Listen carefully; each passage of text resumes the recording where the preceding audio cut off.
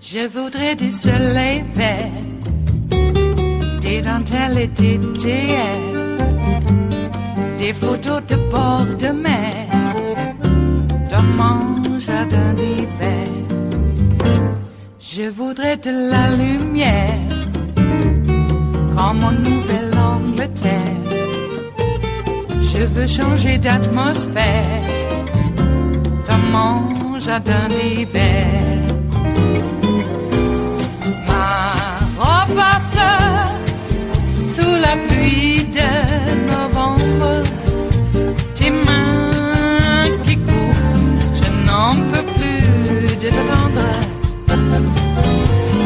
Les années passent, qu'il est loin, là je tombe. Nul ne peut nous entendre.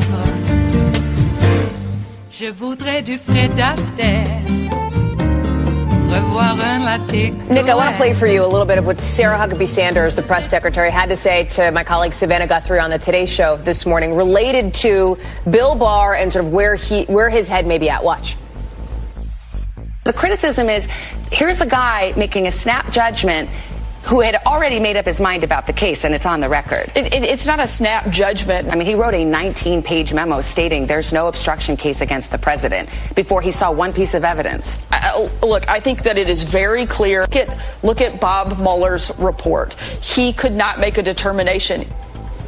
Nick, do you believe that's an effective argument coming from the White House there? Not at all. In fact, if you really look at the letter that William Barr wrote, his whole concept of obstruction of justice is legally incorrect. First of all, he says that the reason that there's no obstruction is because there's no corrupt intent, because what Trump didn't relate to an ongoing proceeding. Now, if you go back to his 30-plus page memo that he submitted as a kind of a job letter to the White House and the Department of Justice a while ago, you'll see that he basically takes the position that there can't be an obstruction in an FBI investigation. That is just not correct. The cases hold that there can be an obstruction of a FBI investigation. Secondly, he doesn't really understand what corrupt intent means in terms of the law. It simply means an improper purpose. And there is no question that Trump directing James Comey to drop the Flynn FBI investigation is an improper purpose and amounts to corrupt intent. So, to me, that part of this letter just smacks of a totally political view that's taken based on law that is not correct. And he should know it's not correct. He was the Attorney General before. So when you look at, thematically, we've been talking about those unanswered questions, right? Nick, you're raising some. I know you have others. Michael, one question that I think some folks have is, will we hear from Robert Mueller himself? His spokesperson says, nah, he's good to not comment at the moment. Are you getting the sense that that may change or no? Well, if he's subpoenaed to appear before Congress, right, I believe that he would not comply with that. And I guess that's up to Nadler and the folks in the House, whether they would go forward with something like that. I think there'll probably be a great appetite to hear directly from Mueller. Mueller, not a flashy person, doesn't do a lot of media interviews, didn't say anything for the 22 months that he led this investigation. So it will be a question about a subpoena or a request from the Hill. And I think the Hill's still trying to figure out what to do. Nick, final thoughts to you on this idea of questions or these known unknowns, if you will. And I know that you had a couple that we had pulled up here related to, did Mueller use a similar standard of proof in not charging conspiracy with the Russians? And if so, what is the strength of that circumstantial proof, you're wondering? Well, exactly. But let me just make one other point that was made before. The Justice Department could go into a district court judge today and ask that the whole report be released because of the public overriding interest here. Rule 6E permits that to happen. But more so, why it's important that we have all the underlying facts is we don't know what standard Robert Mueller used in deciding that there was not reasonable proof beyond a reasonable doubt to charge anybody with conspiracy with the Russians. We do know that with respect to the prior indictments with Manafort and Roger Stone, that those particular indictments were really based on proof beyond any doubt. I mean, they were based on the Manafort case was a pure document case that you didn't really need witnesses for. The Roger Stone case is based on text messages. So understanding what that underlying proof is critical. Don't forget, impeachment is not beyond a reasonable doubt. That is not the standard. So the proof here is critical. It is Tuesday, the 26th of March of 2019, and you are in West Coast Cookbook and Speakeasy. I am your chef de cuisine, Justice Putnam, and our daily special is Tarrytown Chowder Tuesdays. A little bit of smoked hot Hungarian paprika will make all the difference. Go ahead, use the Spanish kind if you have it. They're both equally of quality, and do spice it up just a tad, a smidgen, a scant dash. Well, speaking of scant dashes to destroying the ACA, it looks to me like the DOJ will dismantle the ACA because, well, there was no collusion. And indeed, since the DOJ, William Barr, decided there is no collusion, you need a strategy to keep people from talking about the fact that there was collusion right in front of our face for I don't know how many years. So why not dismantle the ACA? It can be a distraction, and you get to make people suffer. It's a twofer. It's a total twofer, what the GOP loves. All right. Well, we'll see how far they go. And I love the calls from media to tell the Democrats, stop the investigations. We got investigation fatigue when they let the GOP. How many years was that with just Hillary? Non-stop investigations about every bit of minutia about the evil witch. Oh, and let's not forget the obstruction during the Obama administration either. And Mitch McConnell blocked the full release of the Mueller report, obviously because he's implicated in passing out laundered rubles from the NRA right to other senators. It's a patronage system there, of course. We know that. Mitch had to get his money from somewhere. He can't get it all from his wife's family. He needed another income revenue stream to be able to pass out the largesse so that they can get what they want when they want it. And they do. So, of course, he's not going to release the report. That's another aspect. There's so many of the GOP who are awash in rubles. We already know it. How? Well, the NRA is implicated, aren't they? We already have a spy in jail over it. And who did the NRA give money to? Yeah, by and large, the GOP. So, let's look at your coffers, Mitch. Yeah, no wonder he doesn't want the report released. They're all in it. It's, sounds to me like a conspiracy of dunces. They think they're getting away with it. Trump wants to make sure that, and we're going to talk about this too, he's trying to put a clamp down on the media, just like any autocrat would. Fake news, enemy of the people, the whole world knows that the Russian investigation was fake. No, Donnie, the whole world knows that you're a treasonous mobster. We saw it in real time. Indeed, we did. Man, oh man, oh man. And the corruption just continues. Wilbur was seen pictured, the Romanian leader. She stayed at Trump Hotel and met up with our Commerce Secretary, Wilbur. Nice photo. Very nice photo. Yeah, the corruption just keeps going on. and the Russian mob and the Sicilian mob and any crook who thinks that they're going to take over a representative democratic republic.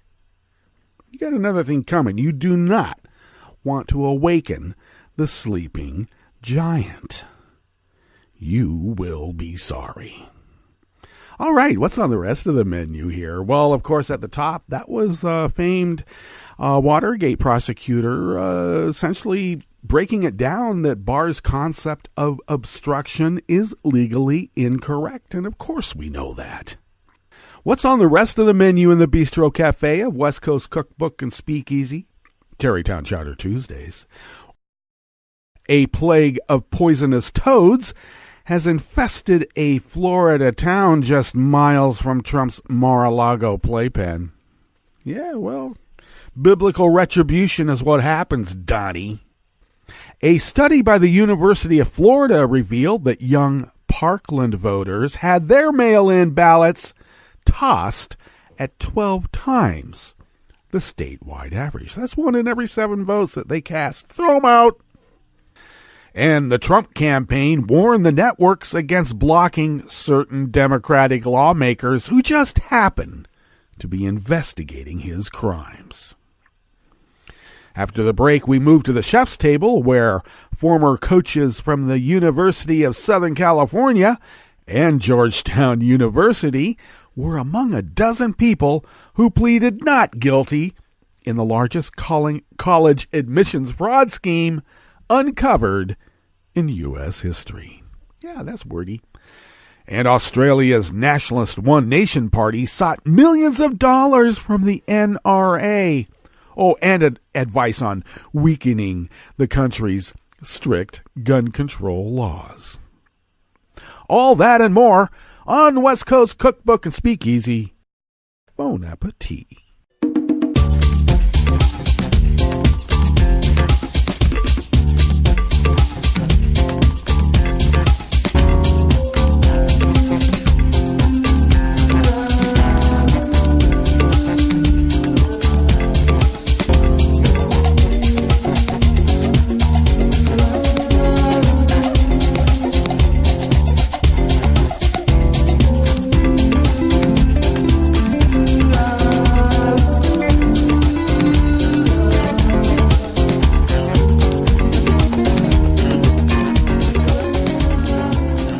At the bottom of our homepage at netrootsradio.com, to the rightish of the page, you will locate the chat room link, and that is monitored by Kelly Lincoln. Now, of course, she can't be there every minute of every day, but she's there every day, so do check in. And thank you, Kelly, for taking care of that platform. To the leftish of the chat room link at the bottom of our homepage, just incidentally at netrootsradio.com, you will then notice the contribute button. And if you could become a recurring Patreon to Netroots Radio, I hate to be a broken record, but your contribution goes a long way. If you could afford a cup of coffee a month, to send those funds towards Netroots Radio, we make that go a very long way to pay our bills and saving some money to buy some needed equipment. It's time. Yes, it is time to put certain little machines here off into a more pleasant pastoral existence and not work as hard.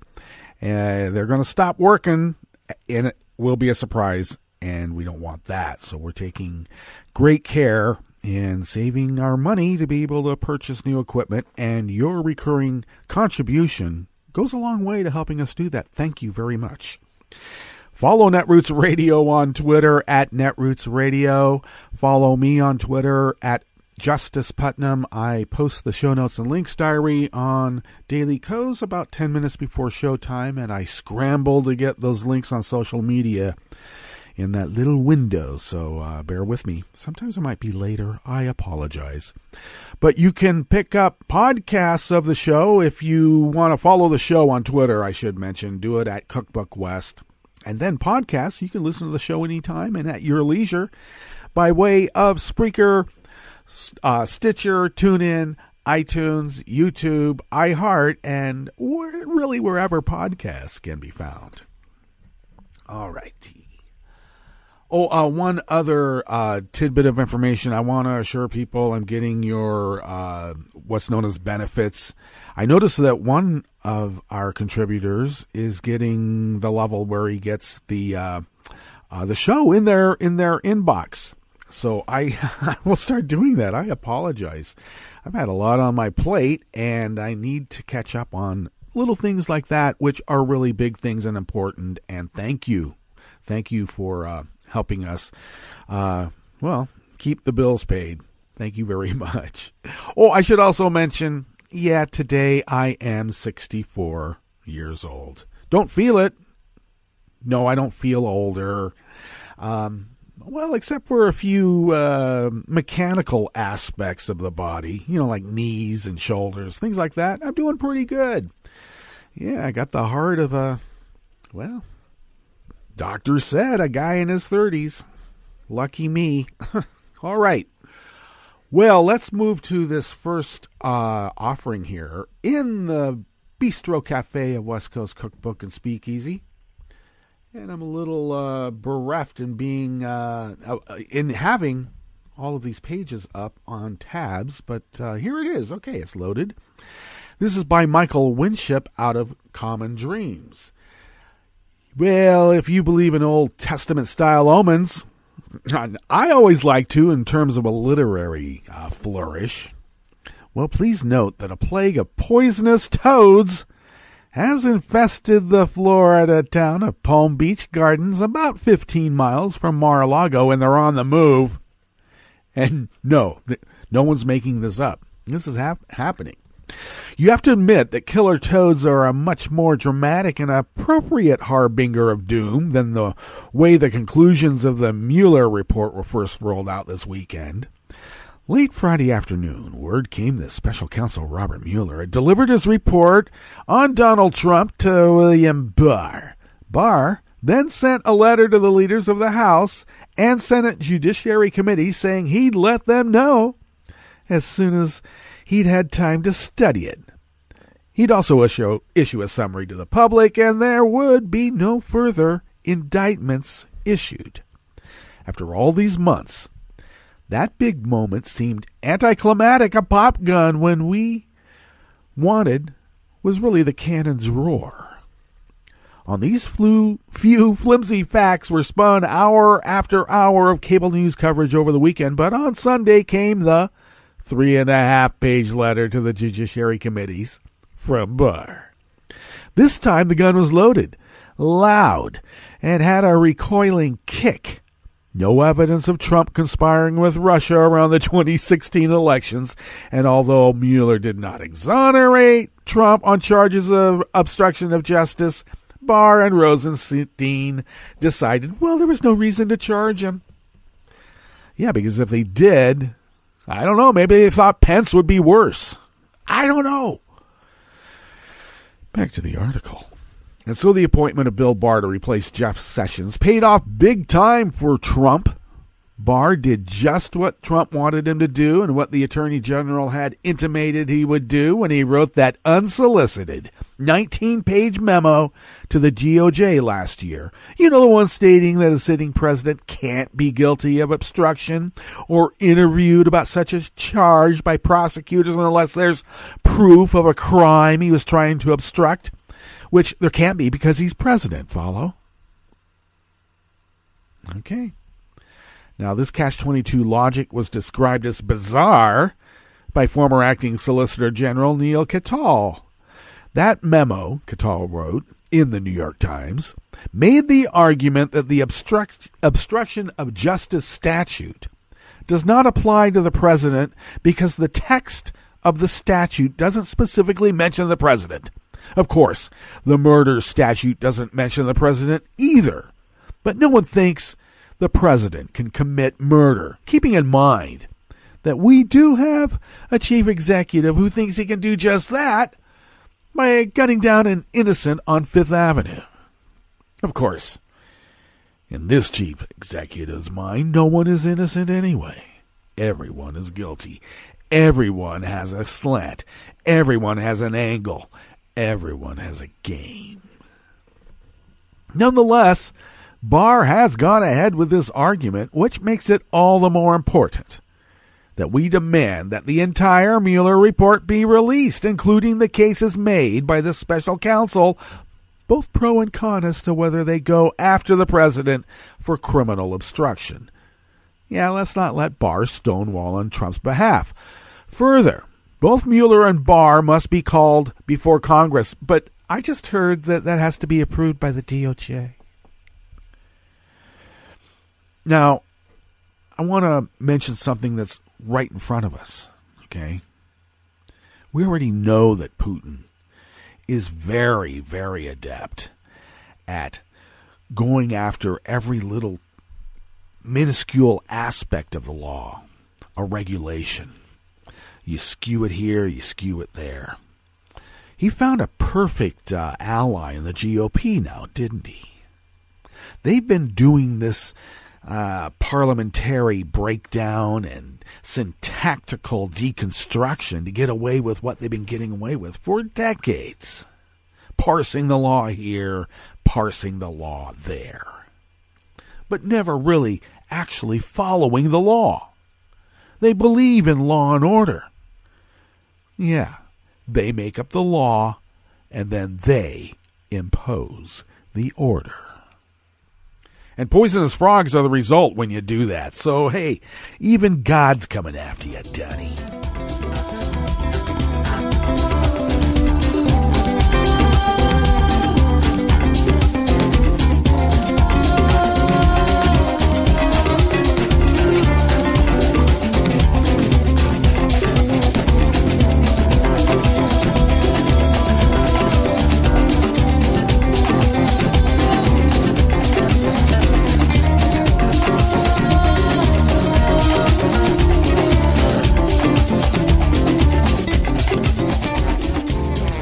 Before I endeavor into this next offering here in the Bistro Cafe of West Coast Cookbook and Speakeasy, I would like to assure folks, listeners, both old listeners and new listeners,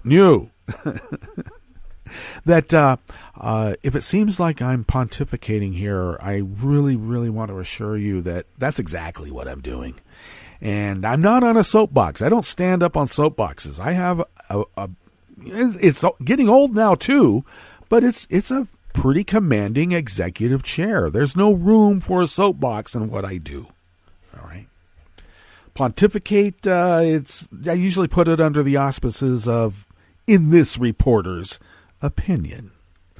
So I apologize if pontificating on a soapbox is not up your alley, because it's not up mine either, and that's why I have this executive chair. It changes everything.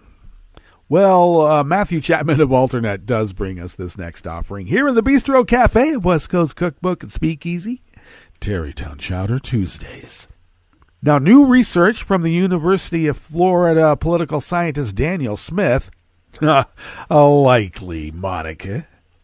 Well, Dr. Smith here, or political scientist Smith, indicates that 18 to 21-year-old voters in Parkland, Florida, of course a city that has become synonymous both with school shooting and civic youth engagement, saw an unusually high number of mail-in ballots rejected during the 2018 midterm election.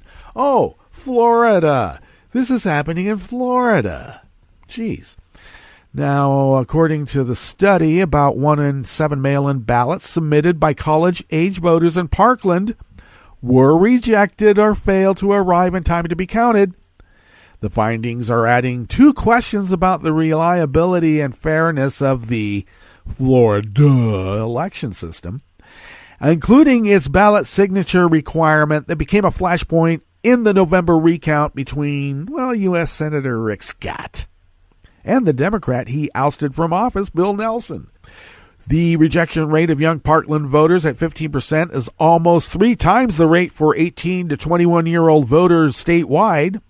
The Elections Office for Broward County, which includes Parkland, disputes this figure, but does acknowledge several thousand ballots in the county were uncounted, either because they were delivered past the cutoff date or because the signature on the ballot was deemed by county officials not to match the signature on the voter's registration form. That's always the convenient dodge now. Florida's signature match law is controversial because they don't have experts in handwriting analysis. You're a poll worker. You're a part-timer. You're a retiree. You wear glasses that you need a prescription for, and it's kind of an old prescription from several years ago. So you have a reader in front of your prescription glasses, and they are matching signatures. It's almost like a poll tax, or it's almost like counting how many marbles. Guess how many marbles are in this jar. Well, Florida is a hostile place for young people to vote in general. Last year, a federal judge struck down a Florida law that prohibited state colleges from hosting early voting sites. The Parkland shooting survivors have been outspoken about improving youth turnout, and last year launched a nationwide voter registration tour. And I got to tell you, when you're an extremely rich oligarch-type person, democracy is an impediment.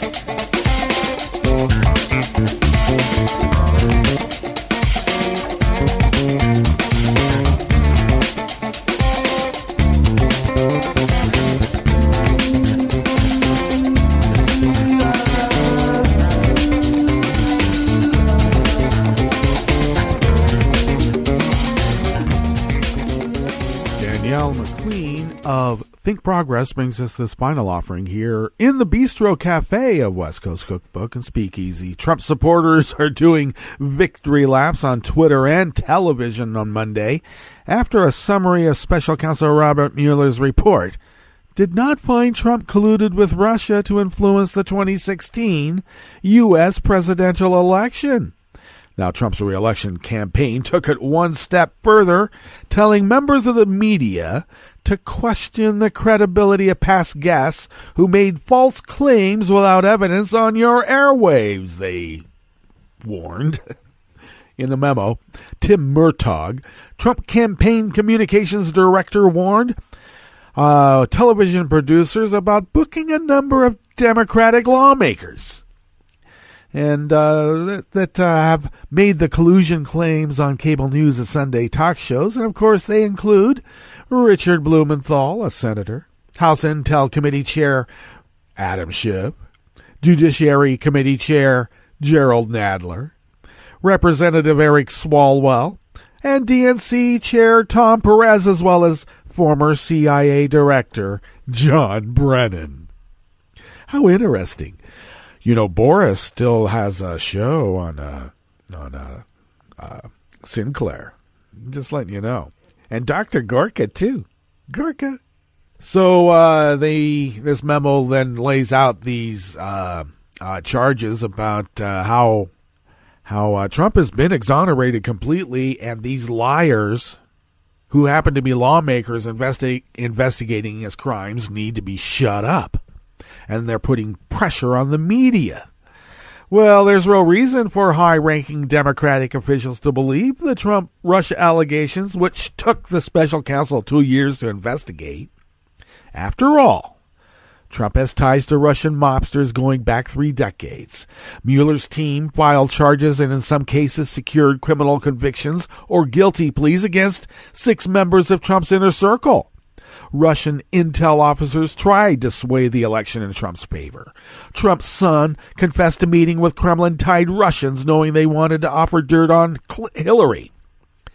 people within his inner circle and campaign knew WikiLeaks was going to release Clinton campaign chair John Podesta's emails, which were hacked by Russian intel officers.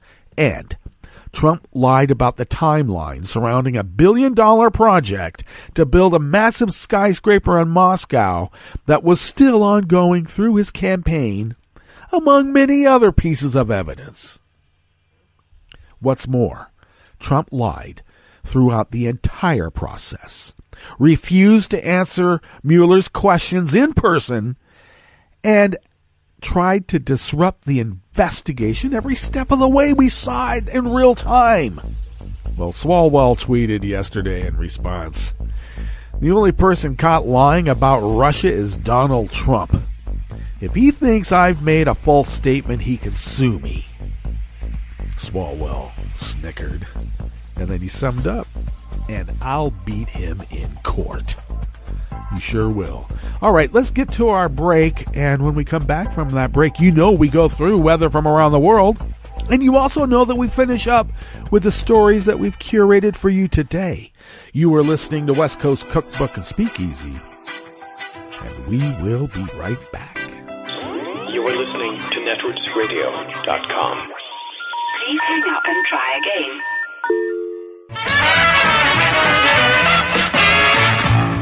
From a point at sea to the circles of your mind, a new force is at work for planetary transformation. New radio for a new Earth.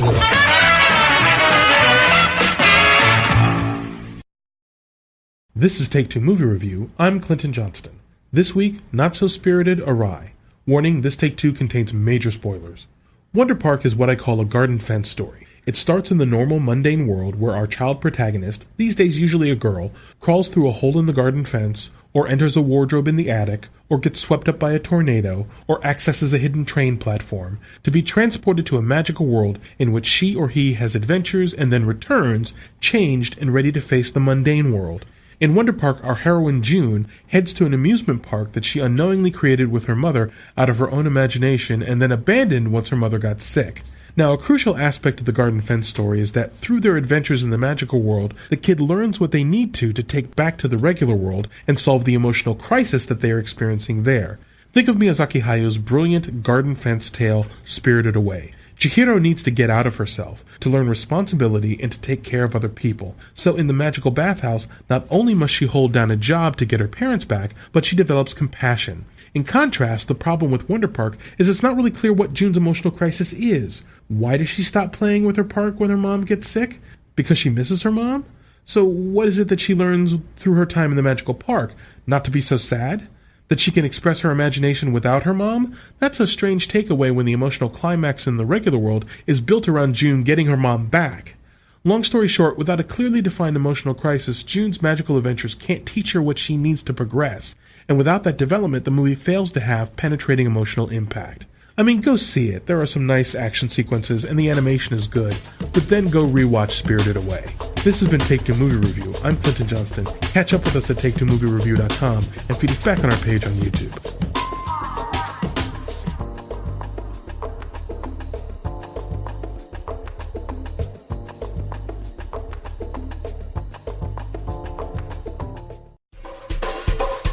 This is Scientific American's 60-Second Science. I'm Steve Mirsky. Clearly, technology is helping us research the brain, but how is the brain responding to technology? NYU neuroscientist Alexandra Ochoa-Cohen. There's been a lot of mostly negative hype around this issue, often referred to as screen time and how it's ruining all of our lives. And while there have been a few studies that have examined these questions, the truth is that everything we encounter changes our brains. And we just don't have the data right now to say how meaningful these changes actually are. Cohen spoke March 21st at the Cooper Union in Manhattan during a discussion called Our Brain on AI, Artificial Intelligence. Who's in control, me or the machine? In fact, a recent study examining over 350,000 adolescents found a small but negative association with technology use and well-being, but they also found similar relationships between eating potatoes and wearing eyeglasses and well-being. And yet we don't ask if potatoes and eyeglasses have destroyed a generation. That study, titled The association between adolescent well-being and digital technology use appeared this January in the journal Nature Human Behavior. Part of the issue in studying how technology influences our brain is that there are so many different forms of technology that often all get lumped into one category. So how we use technology, what specific technology we use, and what we use it for will be important variables to define in future research. And even as we do more and better research on these topics, the answer is still likely to be that it's complicated. In a way, we're all part of a massive experiment on how technology is influencing our brains, and there will almost certainly be both positive and negative outcomes. So studies that track individuals' behavioral and brain development over time will be particularly important, like the ABCD, or Adolescent Brain and Cognitive Development Study, which is currently following over 10,000 kids for 10 years. And this kind of research will be especially important in helping us to figure out what lasting influences technology has on our brains. For Scientific American's 60 Second Science, I'm Steve Mirsky. This program is presented by the Centers for Disease Control and Prevention. For an expectant mother, taking care of her developing baby means taking good care of herself. One way she can do this is by ensuring she gets vaccinated. If a woman is or might be pregnant during flu season, it's especially important to get her annual flu shot, preferably before the end of October. In addition, women should be vaccinated against whooping cough during the 3rd trimester of each pregnancy. Failure to get vaccinated places both mother and baby at increased risk for serious complications of these infections, including hospitalization and even death. If you're pregnant or planning to get pregnant, ask your healthcare provider when you should get your vaccines. Thank you for joining us on A Minute of Health with CDC. For the most accurate health information, visit cdc.gov or call 1-800-CDC-INFO. Sweetie, want some fruit? You have to use the right tool for the job. A power drill is the wrong tool to slice fruit. Just like an antibiotic is the wrong tool to treat viruses, including colds and flu. Antibiotics are only needed for certain bacterial infections. When they aren't needed, antibiotics won't help you, and the side effects could still hurt you. Ask your healthcare professional when an antibiotic is the right tool and when it's not. Visit cdc.gov/antibiotic-use.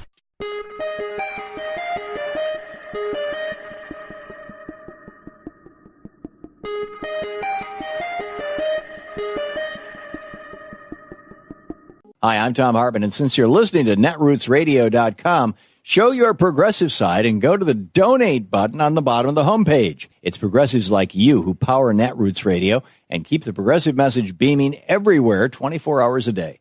Just go to our donate button at the bottom of netrootsradio.com. Thank you for keeping progressive radio at full power.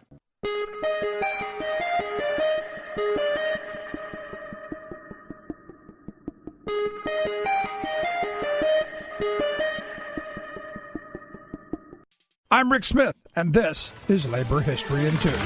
On this day in labor history, the year was 1943. The United States was in the midst of fighting World War II. And by 1943, there were more than 9 million people serving as military personnel. Factories in big cities needed workers to keep up with the demands of war production. Many men and women from rural areas answered the call. This included more than 1.5 million African American workers who left the South between 1940 and 1950. This caused officials in Washington, D.C. to worry that there would be farm labor shortages. In order to answer that need, the United States reached an agreement with the Bahamas to provide farm labor. Between 1943 and 1965, nearly 30,000 Bahamians participated in the program. The Bahamian workers called the work the contract. They worked 6 days a week and were guaranteed at least 30 cents an hour or the prevailing local wage. For many who participated in the program, the contract offered them an economic opportunity not available in their home country. The Bahamian government required that a certain percentage of the workers' pay go home to their families in the Bahamas and some go into savings. One worker, Samuel Miller, who left the contract in 1955, had saved $1,800. Yet the program was not without its problems. Many of the Bahamians who were assigned to work in the South had to deal with the daily Jim Crow racism against black workers. Typically, the workers were assigned to labor camps near the fields. In some cases, these camps were overcrowded, had poor food, and strict curfews enforced by armed military police. During the war, the United States entered similar labor agreements with Mexico and Jamaica. Such immigrant worker experiences are too often untold stories of United States labor history. Labor History in 2 brought to you by the Illinois Labor History Society and The Rick Smith Show. I read the news today, oh boy. It's time for Nicole Sandler's What's News from NicoleSandler.com and the Progressive Voices Network. 6 House Democratic Committee chairs sent a letter to Attorney General Bill Barr, giving him until April 2nd to provide a copy of Special Counsel Robert Mueller's report to Congress, after lawmakers were only given a 4-page summary of the investigation. They've also asked for the investigation's underlying evidence and materials by next week. Former Attorney General Eric Holder spoke with MSNBC's Ari Melber Monday night and said that Bill Barr was wrong when he took it upon himself to rule on the question of obstruction of justice. When Barr in his letter suggests this is up to him, is he right or wrong about that? I think he's wrong. I think he is taking on to himself a role that has not typically been used by people in the position that Bob Barr has had. For your analysis, let's look at the Nixon example, where the prosecutor Jaworski had a probe and did not offer a conclusion on obstruction, saying he would allow, quote, the House to determine what action was warranted.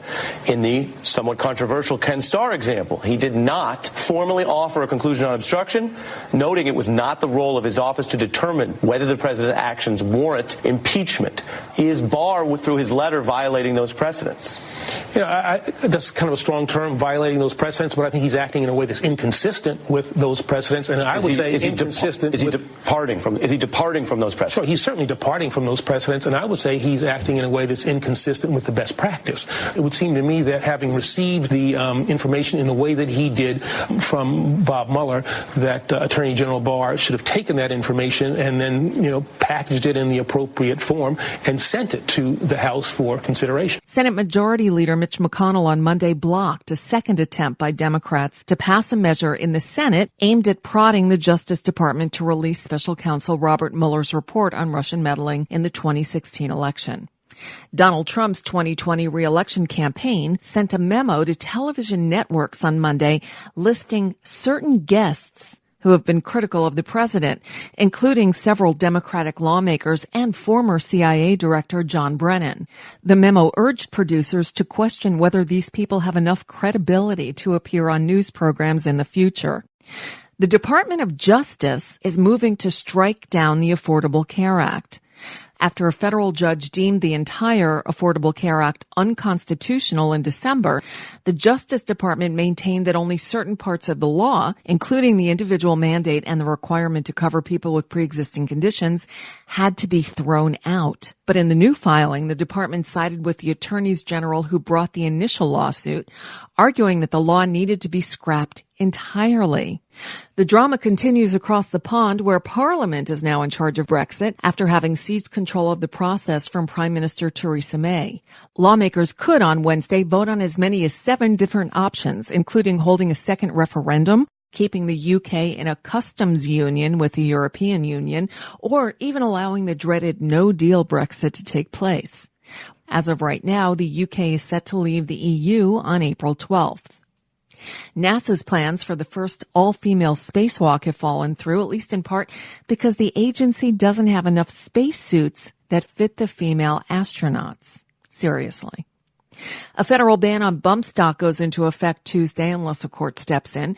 The Justice Department in December issued a rule banning those bump stocks, attachments that essentially allow shooters to fire semi-automatic rifles continuously with one pull of the trigger. Bump stock owners were given 90 days to turn them in or destroy them, and that period ends Tuesday. But some gun rights activists aren't going out without a fight. Monday night, the Supreme Court received 2 emergency appeals asking the ban be put on hold. Meanwhile, in a related story, 3 survivors of mass shootings at schools have taken their own lives. Police in Newtown, Connecticut found the body of Jeremy Richmond. His daughter, Abiel, was killed in the Sandy Hook Elementary School shooting back in 2012. Richmond died of an apparent suicide inside the building that housed the foundation he dedicated to his daughter and also to mental health issues. Just on Saturday, a second Parkland, Florida student died in an apparent suicide. The student's name and age have not been released, but authorities do confirm he is a juvenile. This comes just days after another Marjorie Stoneman Douglas High School shooting survivor, Sydney Aiello, took her own life not long after being diagnosed with PTSD. Her mother said that she had suffered from survivor's guilt because her best friend was killed in last year's shooting. And when you look at the last 20 years, suicide rates have increased in nearly every state. In 25 states, the rate of suicide is up by 30%, underscoring the importance of having a conversation about this very issue. There's always help available from the National Suicide Prevention Lifeline at 800-273-8255. And that's just a bit of what's news for now. I'm Nicole Sandler. A quick programming note. The Nicole Sandler Show has moved. We're now heard on the Progressive Voices Network Tuesday through Friday at 10 p.m. Eastern, 7 Pacific.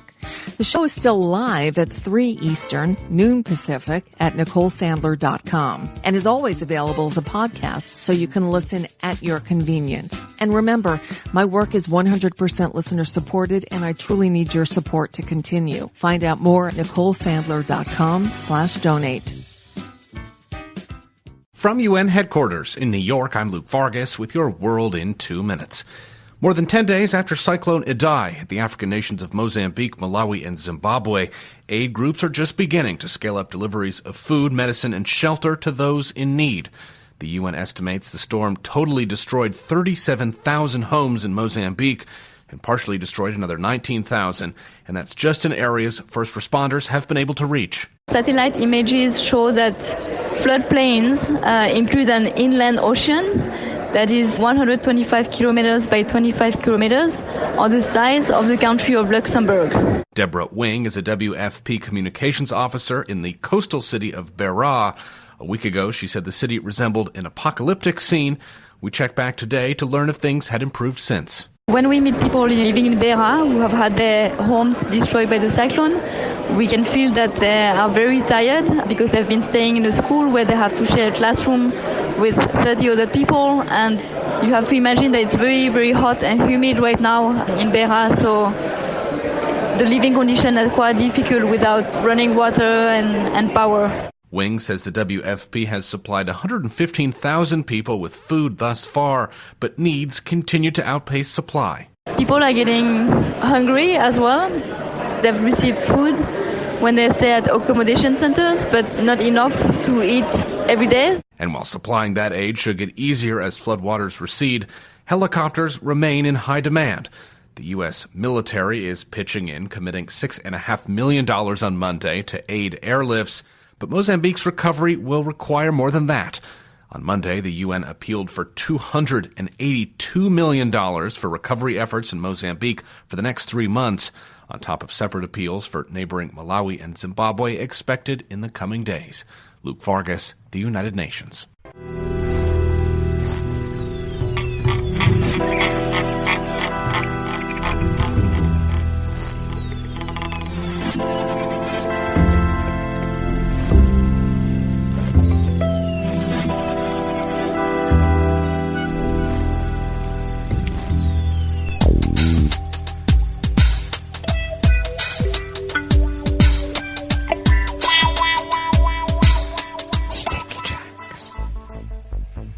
Thank you for accompanying us here to the Chef's Table at West Coast Cookbook and Speakeasy, Tarrytown Chowder Tuesdays. We always begin weather from around the world along the banks of the Rogue River, in the Rogue River Valley of southern Oregon on the west coast of the continental United States of America, where it is currently 42 degrees Fahrenheit. We are expecting a high of about 60 to 61. No rain, and winds will be light and variable out of, let's see, it looks like it'll be the southeast. direct from the southeast. And we will remain cloudy throughout the day and into the evening, though we do have a small percentage of rain possibility, of course. And winds will then shift out of due south at 5 to 10 miles per hour. And then tomorrow we will have a overnight low in the mid-40s. Tomorrow we'll have a high in the upper 50s. And it looks like just about, a little less than a quarter inch of rain. And winds will be out of the south-southwest at 10 to 15 miles per hour. So a bit of brisk winds blowing through the region. Pollen is rated at none. The air quality index is at 22 parts per million. And the daytime UV index has ticked up into the moderate range further at 5. Barometric pressure is holding steady at 29.83 inches. Visibility is down to 5 miles because of those cloudy conditions. And I guess cloudy conditions because humidity is at 94%. Well, so much for dry conditions. Weather from around the world is brought to you by people's personal weather stations that they purchased. These people purchased personal weather stations somewhere on their property. And these people positively live around the world. Well, London is 54 and mostly cloudy. Paris is 56 and sunny. Rome is 54 with a rain shower, and they do have a flood warning in Rome proper, so take care if you happen to be there. Kiev is 44, partly cloudy with heavy winds. Kabul is 58 and mostly cloudy. Hong Kong is 67 and partly cloudy. Tokyo is 53 and clear. Sydney, Australia is 65 degrees and fair. San Francisco, California is 47 degrees and partly cloudy. And New York is 41 degrees Fahrenheit, sunny with a weather advisory, and I am waiting for it to load right now. And I bet it's because it's for small craft advisory on the bays and tributaries, so take care there. And indeed, that's what it is. And that is weather from around the world. Brought to you by people's personal weather stations that they purchased. These people planted these purchased personal weather stations somewhere on their property. And these people positively live around the world.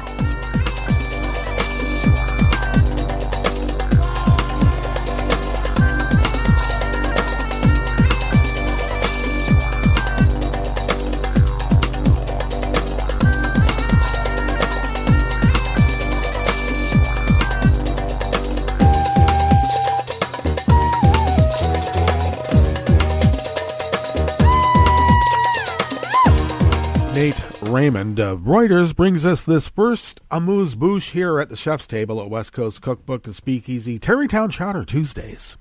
Former coaches from USC, that is the University of Southern California, and Georgetown were among a dozen people who pleaded not guilty yesterday to charges that they participated in the largest college admissions fraud scheme uncovered in U.S. history. The 12 people appeared in federal court in Boston to face charges that they took part in a $25 million racketeering conspiracy in which wealthy parents paid for help cheating on admissions exams for their children and to bribe coaches who secured spots for their children in elite universities as fake athletic prospects. Wow. I never had a scholarship or any sort of help that way. And I was not really allowed to take an athletic scholarship because my dad, being a college professor, put that restriction on me because my college education was paid for and I didn't need an athletic scholarship to go to school. But I still wanted to play sports and I didn't want them to know, so I did go to a university that allowed me to try out for the football team as a walk-on. And I did. And I banged into a few people and got banged into a few times. I got to run around and run away. And I decided, what the hell am I thinking? I better just stay in class. You can get hurt out here. Now, the criminal investigation has already led to the scheme's mastermind, William Rick Singer, pleading guilty to running the fraud through his California-based college admissions counseling service known as The Key, because he has a side door scheme. And he called that scam the side door, and he would gain admission and used it on behalf of clients, including Douglas Hodge, a former chief executive for asset manager PIMCO, and Full House actress Laughlin, who prosecutors say paid bribes to have their children admitted to USC. Wow. Usually all you have to do is pay USC the fee, and you barely even have to go to class, and then they give you a degree. You hardly even have to earn it. They had to bribe USC? Now, others who pled not guilty on Monday, included test administrators Igor Dvorsky, and Nikki Williams, Michaela Sanford, and Stephen Massera, who worked for Singer, and Martin Fox, who prosecutors said helped bribe a coach at the University of Texas at Austin while running a tennis academy.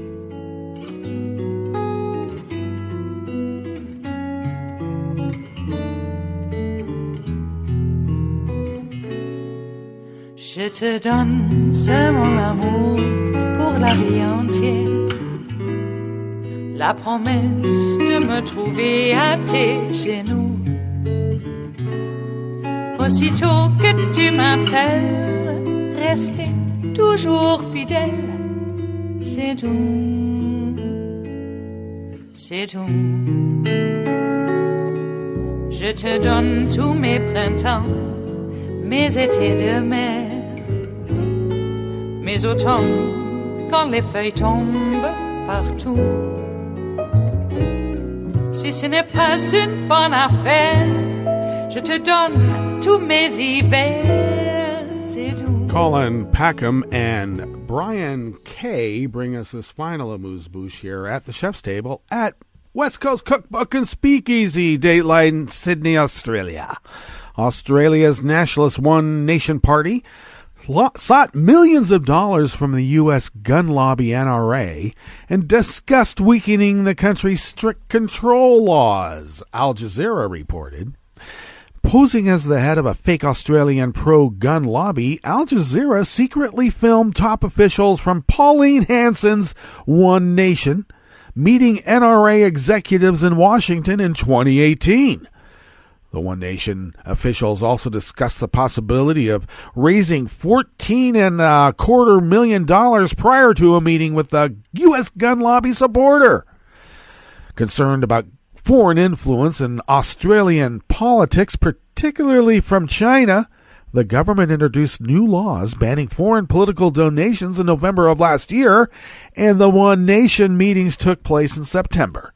Reports that senior One Nation officials courted foreign political donations from the U.S. gun lobby to influence our elections and undermine our gun laws that keep us safe are deeply concerning, Australian Prime Minister Scott Morrison said on Tuesday. That would be today, but they're ahead of us.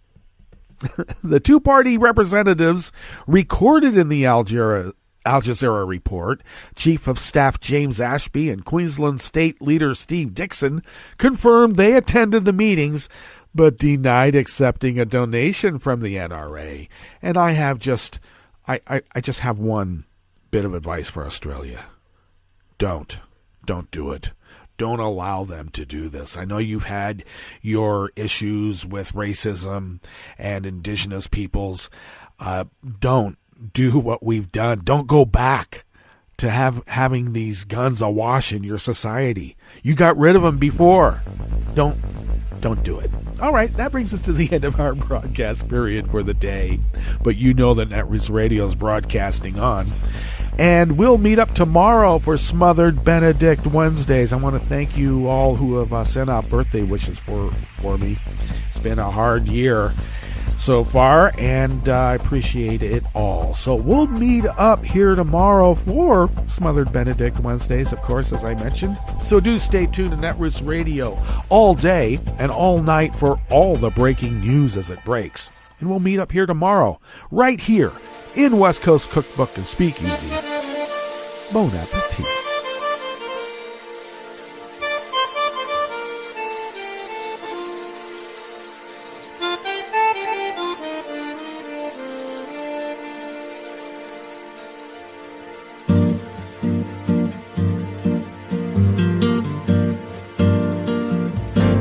Je voudrais du soleil vert, des dentelles et des théières, des photos de bord de mer, dans mon jardin d'hiver.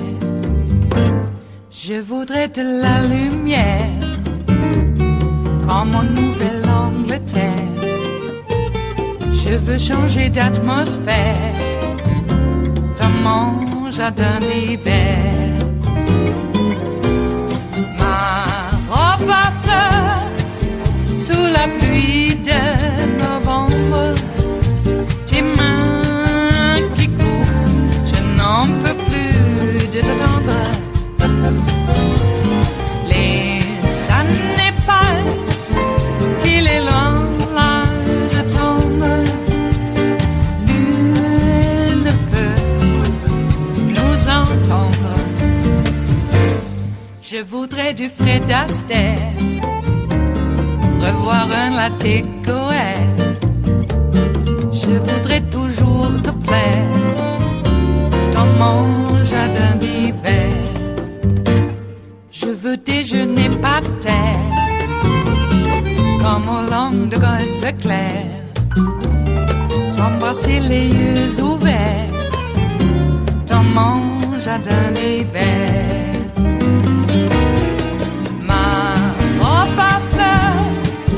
Sous la pluie de novembre, tes mains qui courent, je n'en peux plus de t'attendre. Les années passent, il est loin, là je tombe. Nul ne peut nous entendre. Ba-da-da-dum-di-da-dum. Ba-da-da-dum-di-da-dum. Ba-da-da-dum-di-da-dum.